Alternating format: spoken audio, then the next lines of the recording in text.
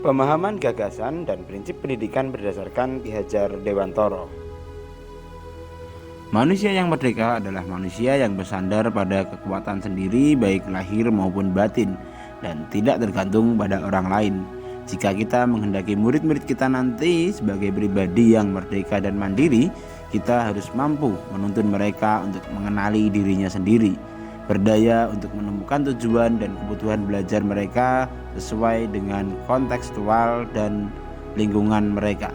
Karena maksud pendidikan adalah menentukan segala kodrat anak-anak kita agar mereka dapat mencapai keselamatan dan kebahagiaan setinggi-tingginya, baik sebagai manusia maupun masyarakat. Lalu apa peran kita sebagai seorang guru? Anak-anak hidup dan tumbuh sesuai dengan kodratnya sendiri. Pendidik hanya dapat merawat dan menuntun tumbuh kodratnya anak itu. Nah, peran kita sebagai guru adalah sebagai penuntun, motivator, fasilitator, sekaligus penggerak ke arah transformasi pendidikan yang berpihak kepada murid. Apa yang kita rancang di dalam kelas hendaknya memiliki tujuan yang jelas. Sebab ketika mengajar di dalam kelas, ibu dan bapak guru sebenarnya sedang membuat budaya dan peradaban di masa depan lewat murid-murid kita. Lalu, ingin menjadi guru seperti apakah kita agar bisa menghasilkan murid-murid seperti yang kita inginkan? Setidaknya menurut Ki Hajar Dewantoro, sebagai seorang guru kita harus bisa memberikan suri tauladan yang baik. Kemudian bersama dengan anak-anak mengembangkan diri mereka dan mampu memberikan dorongan atas kodrat murid-murid kita. Nah, sebagai seorang pendidik, tentu kita harus memahami definisi mendidik dengan mengajar. Apa itu mendidik dan apa itu mengajar? Mendidik adalah menuntun segala kodrat yang ada pada murid agar mencapai kebahagiaan dan keselamatan sebagai manusia ataupun anggota masyarakat. Sedangkan mengajar adalah proses pendidikan atau memberi ilmu untuk kecakapan hidup anak secara lahir dan batin.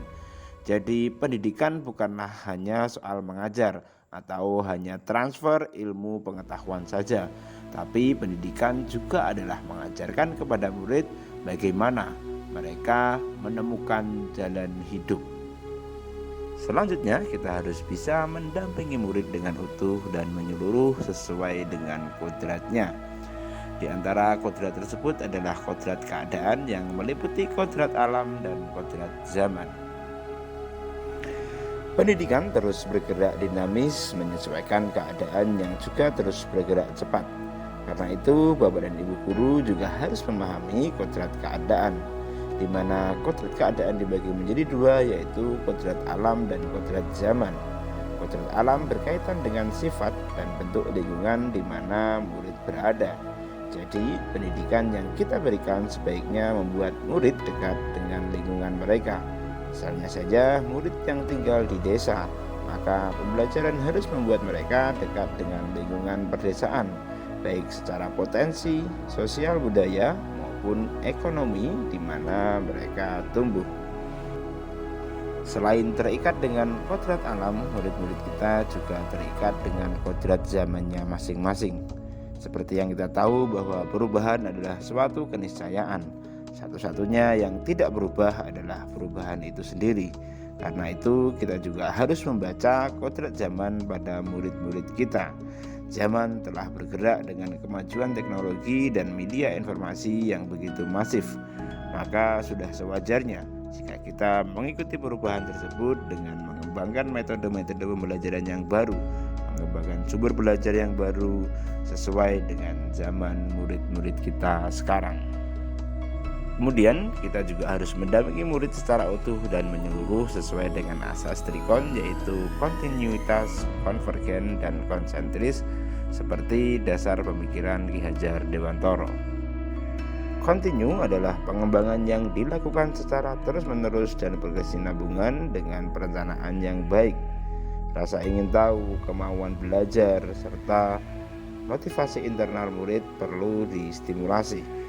Nah, peran guru adalah membantu murid dalam mengelola respon-respon dan perasaan untuk menemukan dan menentukan tujuan belajarnya, agar murid mampu memahami peran dan kontribusinya terhadap lingkungan.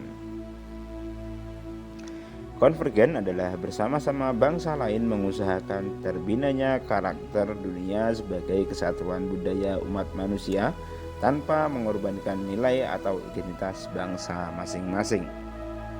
Sedangkan konsentris adalah bersikap terbuka tetapi tetap kritis dan selektif terhadap pengaruh kebudayaan yang datang dari luar.